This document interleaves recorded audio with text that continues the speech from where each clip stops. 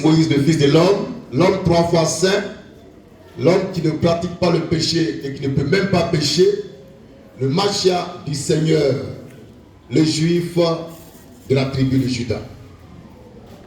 On va se lever tous ensemble pour exprimer notre reconnaissance à Jésus-Christ, car il a fait de nous des hommes et des femmes saints, justes, irrépréhensibles. Nous faisons la prière des saints. Prions.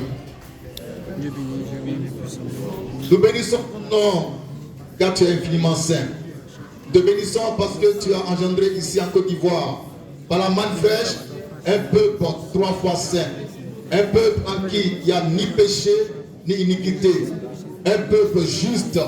Béni soit ton nom, Seigneur.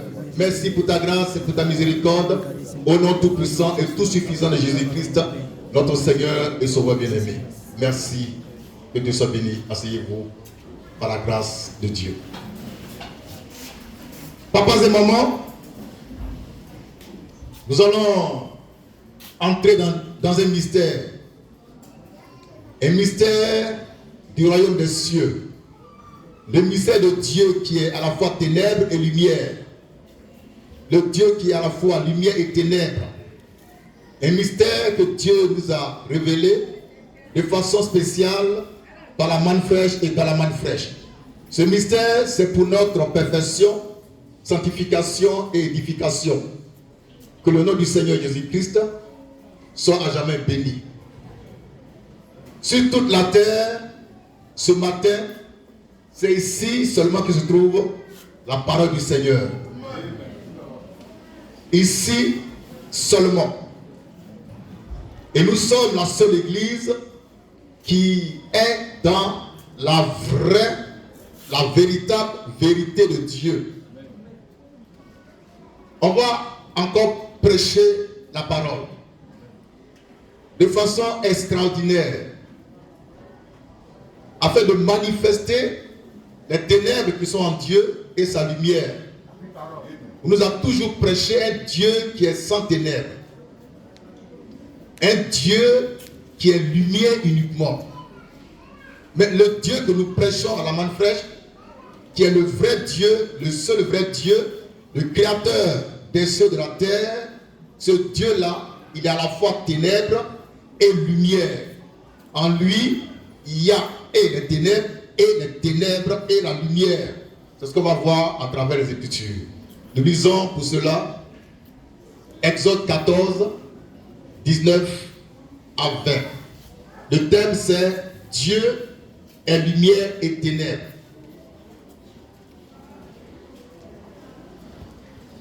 Dieu est lumière et ténèbres. Il est à la fois lumière, à la fois ténèbres. Dieu n'est pas seulement lumière, il est aussi ténèbres. C'est ici la manne fraîche de pain des grands pour la perfection des saints. Nous lisons l'Écriture. Exode 14. Exode 14. Verset 19 à 20. Verset 19 à 20. L'ange de Dieu. L'ange de Dieu. Qui allait devant le trône d'Israël. Oui. Partit. Et alla derrière eux. Et alla derrière eux. Et la colonne de nuée. Et la colonne de nuée. Qui les précédait. Partit. Et c'était derrière eux. Elle se plaça. Entre le camp des Égyptiens. Et le camp d'Israël. Cette nuée.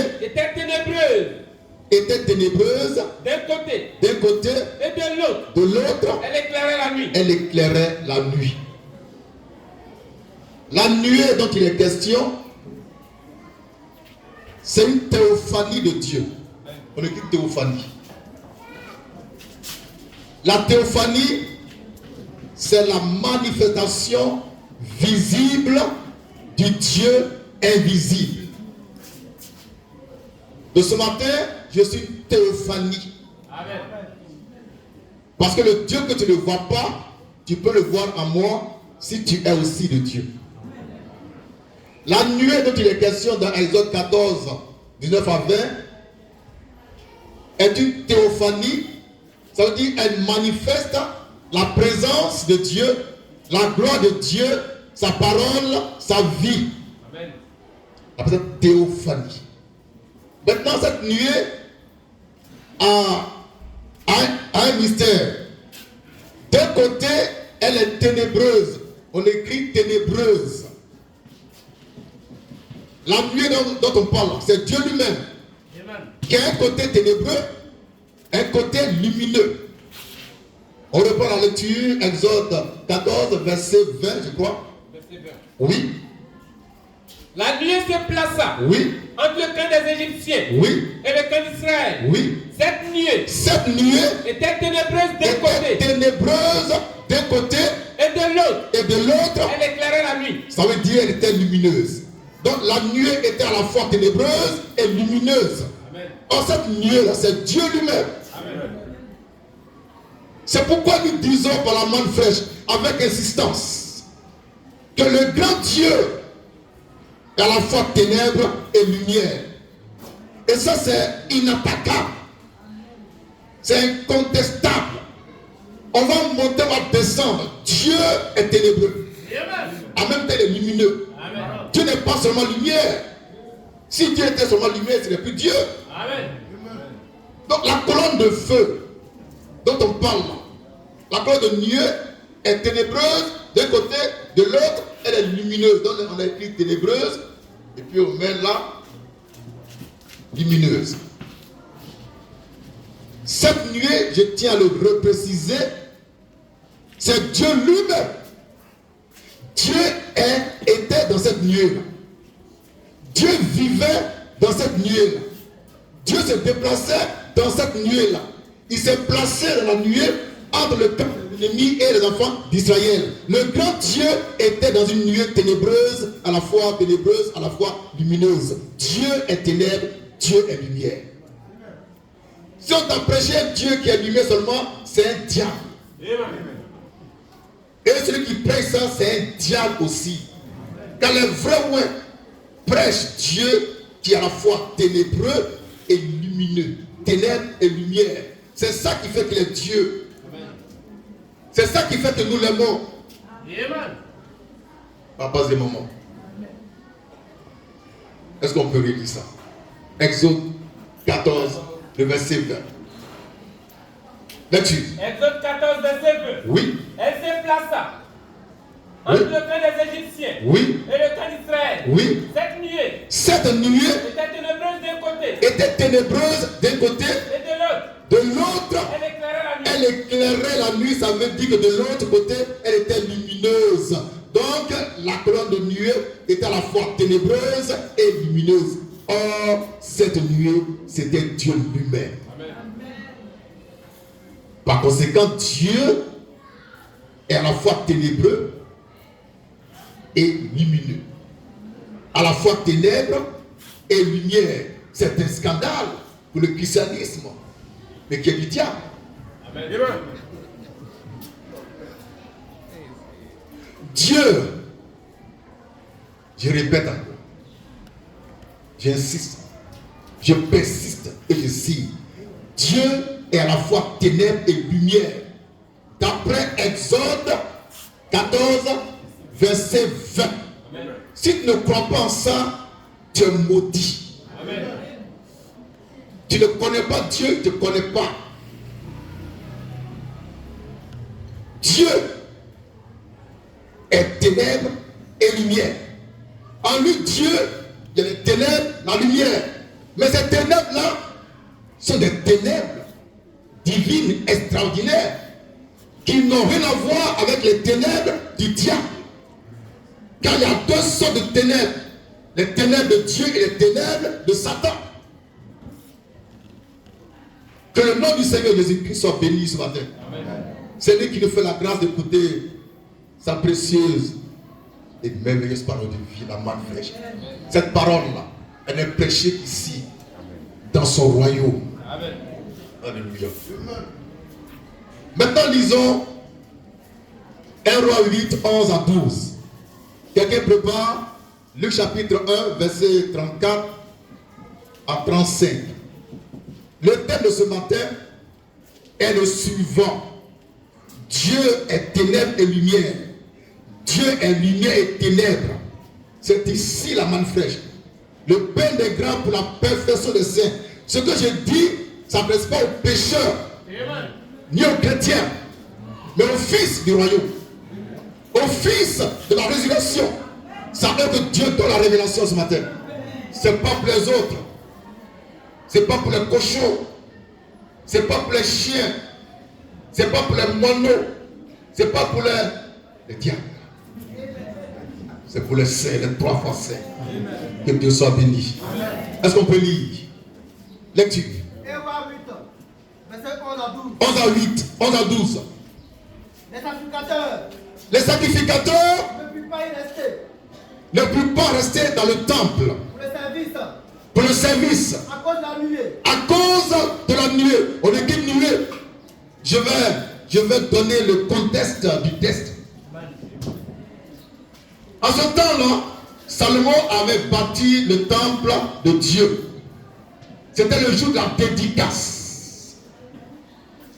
Et ce jour-là, les sacrificateurs étaient dans le temple servant le Seigneur.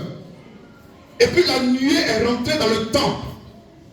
Et ces messieurs sont sortis du temple à cause de la nuée. L'explication vient en bas. Pourquoi ils sont sortis et pourquoi ils ont arrêté le sacerdoce? Il y a un pourquoi, il y a une raison. On va voir en lisant l'Écriture. Oui. Car la gloire de Dieu remplissait le temple.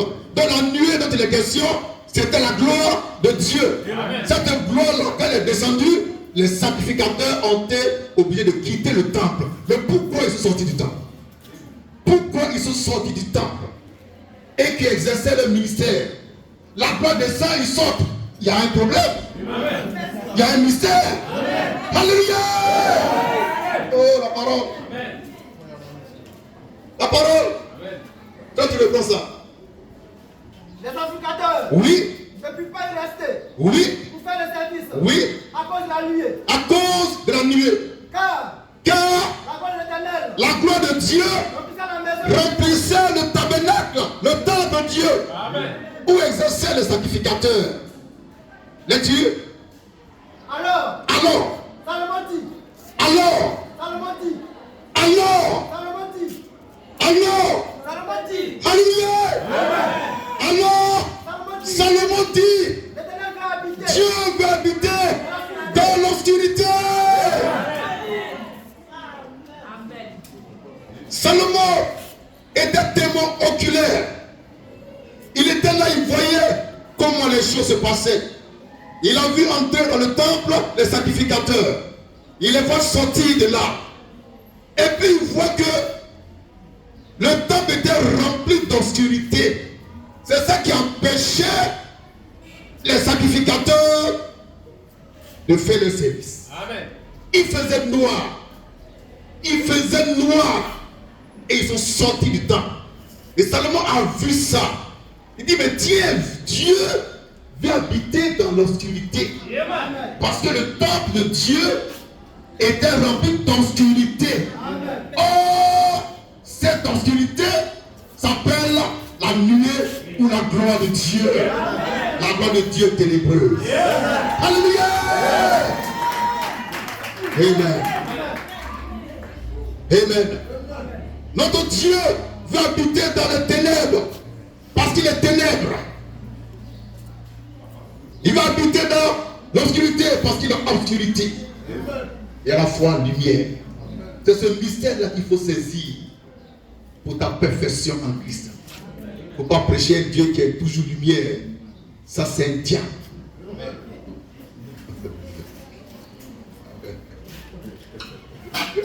Maintenant, lisons Luc 1, 34 à 35.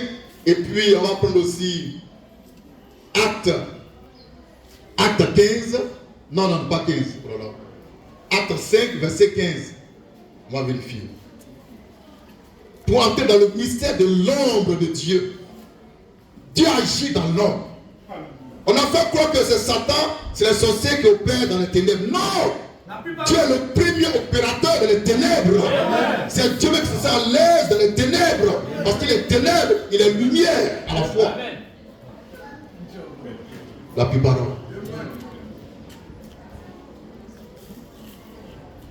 Est-ce qu'on peut lire? On a trouvé? Lecture. Luc 1. Luc 1. Verset 34 à 35. Oui. Marie dit à l'ange. Marie dit à l'ange. Comment cela se fera-t-il? Comment cela se fera-t-il? Puisque je ne connais point d'homme. L'ange lui répondit. L'ange dit à Marie. Le Saint-Esprit viendra sur toi. Et la puissance du Très-Haut te couvrira de son ombre. C'est pourquoi le Saint-Enfant qui naîtra de toi sera appelé Fils de Dieu. Le Saint-Enfant de Dieu a été conçu dans l'obscurité, dans l'ombre de la puissance du Très-Haut. Jésus, son corps a été formé dans les ténèbres et non dans la lumière. Amen. Tous ceux dont le corps a été formé dans la lumière sont des diables. Amen. La parole. La parole. Lorsque Dieu voulait te convertir à lui-même par Christ, il t'a conçu dans l'obscurité. Il t'a conçu dans les ténèbres. Amen. Il a fait de toi lumière. Donc en toi il y a la lumière et les ténèbres. Réjouis-toi pour ça. Amen. Amen. Papas et mamans, regardez comment Dieu a formé le corps de Jésus de façon mystique et extraordinaire. Marie ne connaît pas d'homme. Elle n'a jamais été déviégée. Oh la parole.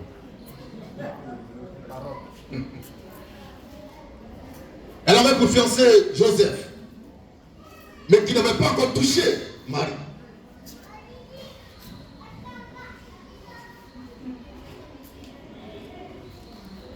Amen. Et là, Gabriel, le messager de Dieu, va vers Marie pour lui dire: tu enfanteras un fils, tu lui donneras le nom de Jésus. Marie dit à l'ange: mais comment cela se fera-t-il? Parce que moi, Marie, je suis vierge, je ne connais point d'homme. Alors l'ange Gabriel va révéler le mystère de la formation de Jésus-Christ. Dans ce mystère-là, il y a les ténèbres. Amen. Il dit à l'ange, à Marie, pardon, le Saint-Esprit va venir sur toi d'abord. Vous voyez, Dieu envoie le Saint-Esprit pour se positionner sur Marie. Oui. Et la puissance du Très-Haut. La puissance du Très-Haut te couvrira. va la couvrir de son ombre. De son ombre. Donc ça veut dire que Marie était dans les ténèbres. Amen. Lors de la conception virginale de Jésus-Christ. Elle était couverte de ténèbres. Elle était dans l'ombre de la puissance de Dieu, qui sont des ténèbres. Et dans ces ténèbres-là, le mystère de la formation du corps de Jésus-Christ a été manifesté. Jésus a été conçu dans les ténèbres. Amen. Lui qui est la lumière du monde. Amen. Lui qui est la lumière du monde. Son corps de chair a été conçu dans les ténèbres. Or, dans les ténèbres, il y a le mystère de la pigmentation de la peau. À travers ce qu'on appelle la mélanine. C'est pourquoi nous disons par la main fraîche, avec insistance, avec sérénité, avec joie, que Jésus-Christ est noir. Amen. Pendant 2000 ans, on a prêché un Jésus blanc. Soit il est libanais, ou mauritanien, ou français. Le vrai Jésus est noir. Car Dieu lui-même est noir. Amen. Dieu a un seul peuple. Le peuple de Dieu, c'est les noirs. Amen. Les gens pensent que le Dieu des Hébreux, qui allait chicoter les Égyptiens qui étaient des noirs, c'est un blanc. Ce n'est pas un blanc. C'est un Dieu noir qui a chicoté les noirs. La parole. C'est un Dieu noir qui a chicoté Pharaon. Ce n'est pas un blanc. C'est un noir qui a chicoté ce diable de Pharaon. Qui est aussi un noir, bien sûr. Que Dieu soit béni. Amen.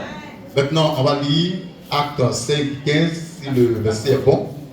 14 à 15, voilà. Okay. Oui. Actes 5, verset 14 à 15. Verset 14 à 15. Le nombre de ceux qui croyaient au Seigneur, hommes et femmes, s'augmentait de plus en plus. En sorte qu'on apportait les malades dans les rues. En sorte qu'on apportait les malades dans les rues. Et qu'on les plaçait. Et qu'on les plaçait sur des lits. Et des couchettes. Afin que lorsque Pierre passerait, son ombre au moins couvrit quelques-uns. Le mystère de l'ombre de Pierre qui opérait des miracles. Le mystère de l'ombre de Pierre qui guérissait les malades. Amen. Ce mystère-là, ça veut dire ce que ça veut dire. Quand Pierre, il y avait les ténèbres. Oh, la parole. Amen. En Pierre, il y avait les ténèbres de Dieu. Amen. Et quand il pensait, ça produisait l'ombre. Cette ombre était guérissante, et puissante, et vivante. Alléluia! Alléluia! Alléluia! Oh. Et Pierre, qu'est-ce qu'il faisait? Il attendait que le soleil soit aux zénith pour produire de l'ombre. Il était en connexion avec la création, avec le soleil. Et quand il voyait ça, maintenant il passe. Et quand il passe, son ombre couvre les malades. Et puis ça guérissait au fur et à mesure. Au fur et à mesure. C'est ça qu'on appelle la manne fraîche. Le mystère de l'ombre de Dieu. Le mystère des ténèbres de Dieu. Le mystère de l'ombre de l'apôtre Pierre. À l'apôtre Pierre, il y avait les ombres. Il y avait la lumière. Et toi, tu cherches que la lumière parce que tu es un bâtard. Tu comprends rien. Mais est-ce que tu as trouvé la lumière que tu cherches? Tu ne vas pas trouver ça. Papa et maman, mais regardez un peu au commencement, la création. On va dire ça rapidement. Genèse 1, 1 et suivant. Comment Dieu a créé les choses? Dieu a créé les choses à partir des ténèbres. Dieu a créé la création à partir des ténèbres. Dieu ne peut pas agir sans ténèbres. Il ne peut pas vivre sans ténèbres. Sans ça, il n'est plus Dieu. Dieu est Dieu parce qu'il est ténébreux et lumineux. Oh, la parole. La parole. Le grand Dieu que je prêche, il est ténébreux et lumineux. Il est ténèbres et lumière. Et lumière et ténèbres. Dieu, c'est ça. Amen. Genèse 1. 1 et suivant. Là-dessus. Genèse 1. Oui. Verset 1 et suivant. Oui. Au commencement, Dieu créa les cieux et la terre. La terre était informe et vide. Il y avait des ténèbres à la surface de l'abîme. Tu reprends. Au commencement. Au commencement, Dieu créa les cieux et la terre. Dieu créa les cieux et la terre. La terre était informe. Dieu a créé la terre informe. Il a mal créé ça. Oh, la parole. Attends, toi. Tu es pressé par le ciel bien. Attends, on monte ensemble. Alléluia. La plus parole. Dieu a créé la terre informe. Il a créé ça, c'était abandonné. C'était bizarre. C'était chaotique. C'était vilain à voir. Amen. La parole.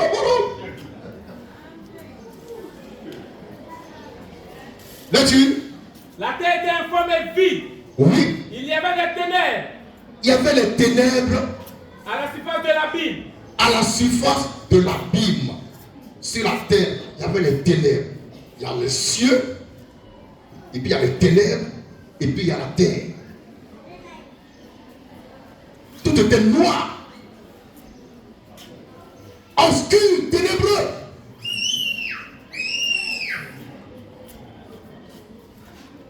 Là-dessus.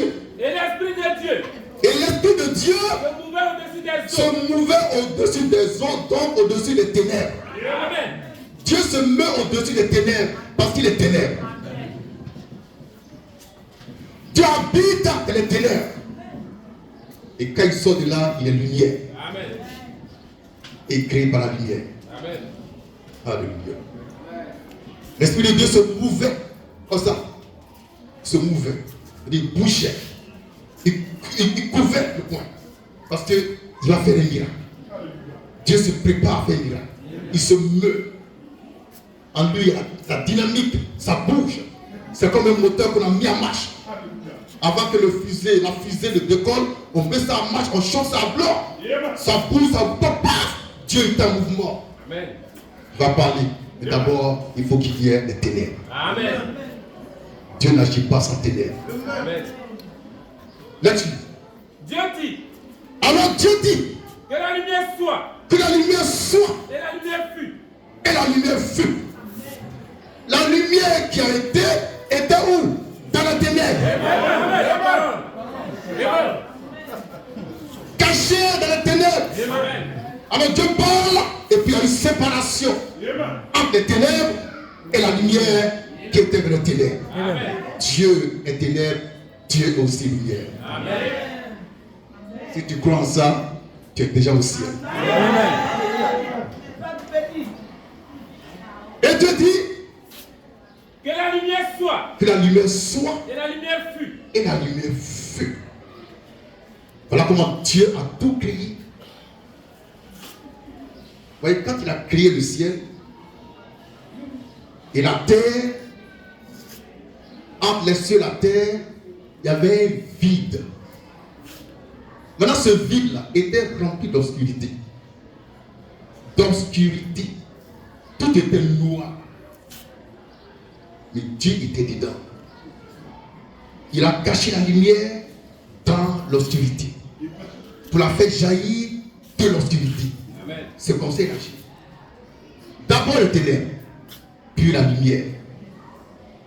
Et la lumière fut. Dieu a créé la lumière. À partir des ténèbres. Amen. Parce qu'il est lui-même ténèbre et il est aussi lumière. Amen. Il ne faut pas dissocier les ténèbres de Dieu. Mets tout ça ensemble, c'est ce qu'il est. Acte. Non, Exode 17, 5, 6. On termine par là. Nous parlons des ombres de Dieu. Les ombres, les ténèbres de Dieu. Ce message, ça m'enjaille trop. Parce que je n'ai pas encore entendu ça quelque part. Amen. C'est ici on entend les choses extraordinaires. Amen. Et c'est ça le vrai message de Dieu. Amen. On n'est pas dans Jésus t'aime, on s'en fout de ça. Amen. On s'en fout de Jésus t'aime, on s'en fout de ça. C'est pas il va m'aimer, on s'en fout de ça. Alléluia. Oh. Jésus t'aime, tu es toujours pauvre. Jésus t'aime, tu es malade. Jésus t'aime, tu es diable. Faut pas il va m'aimer. Oh la parole. Amen. La plus parole. On peut lire l'écriture. Exode 17, 5 à 6. 5 à 6. Oui. Dieu dit à Moïse. Dieu dit à Moïse. Passe devant le peuple. Passe devant le peuple. Et prends avec toi. Et prends avec toi. Des anciens d'Israël. Des anciens d'Israël. Prends aussi. Prends aussi. Dans ta main. Dans ta main. La verge. La verge. Avec laquelle. Avec laquelle. Tu as frappé le fleuve. Tu as frappé le fleuve. Le fleuve. Et marche. Et marche. Voici. Voici. Je me tiendrai devant toi. Voici. Je me tiendrai devant toi. Voici. Je me tiendrai devant toi. Je me tiendrai devant toi. Sur le rocher d'Horeb. Sur le rocher d'Horeb. Sur le rocher d'Horeb. Sur le rocher d'Horeb. Et tu frapperas. Et le rocher. Alléluia. Et tu frapperas le rocher. Oui. Et il en sortira. Oui. De l'eau. De l'eau. Et le peuple boira. Amen. Mais pourquoi Dieu a trouvé bon et juste de se tenir d'abord au-dessus du rocher avant que Moïse ne frappe le rocher pour faire un miracle? Amen. La parole. Amen. Frère. Amen. Non, ça c'est du lourd. Amen. Frère, c'est du lourd. Amen. Pourquoi Dieu se tient d'abord sur le rocher avant qu'on ne frappe le rocher? Pourquoi? Amen. Pourquoi? Dieu voulait créer d'abord les ténèbres. Amen. D'abord. il vient sur le rocher et il le couvre de son nom. Comme il a fait lors de la formation du corps de Jésus-Christ. Alors Moïse, en frappant le rocher, qui était couvert de l'homme de Dieu, a pu faire un grand miracle. L'eau est sortie du rocher. Si Dieu n'avait pas produit d'abord les ténèbres, il allait lire l'heure. Il n'y aurait pas de miracle. Parce qu'on n'a jamais vu un rocher qui produit de l'eau. Allez voir les géologues. Il y en a qui sont en mine et géologie. Ils sont où? Les mineurs et les géologues. Venez ici. Ils sont où? Oui, les étudiants en mine et géologie. Voilà, viens mon petit. Abraham. Voilà, lui il est un peu doué. Abraham. Est-ce qu'il y a l'eau dans le rocher? Dans le roc? On peut. Mais tu dors l'eau quoi? On va dormir. Bon. Est-ce qu'il y a de l'eau dans la roche? Non. Il n'y a pas de l'eau dans la roche. Il n'y a pas l'eau dans le rocher. Merci. Mais Dieu voulait que l'eau sorte du rocher. Il doit faire un miracle. Alors il dit à Moïse, on reprend, je vais me tenir devant toi, mais sur le rocher. Devant toi, tu me vois, mais sur le rocher. Amen. Et puis toi, tu frappes simplement. Tu vas voir ce que tu n'as pas encore vu. Donc quand Dieu était sur le rocher était imbibé d'eau. Oh! L'obscurité a créé de l'eau dans le rocher. Amen. Donc Moïse n'avait qu'à frapper pour que l'eau jaillisse. Amen. Les ténèbres de Dieu créent des choses extraordinaires. Amen. Et quand Moïse a frappé, l'eau a commencé à jaillir du rocher en plein désert. Et ils ont bu ainsi que les animaux.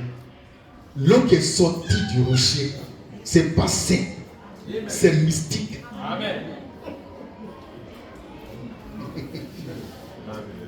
C'est pas simple, c'est mystique. Dieu est mystique. Amen. Jésus est mystique. Amen. Le sorcier, il est occultiste. Satan, il est occultiste. Amen. Si tu n'es pas mystique, c'est que tu n'es pas un vrai chrétien. Amen. Que Dieu soit béni. Amen. C'est ici le mystère de Dieu qui est lumière et ténèbres à la fois. Amen. Et qui habite en nous dans sa forme originelle, lumière et ténèbres. Que son nom soit béni. Amen. Merci.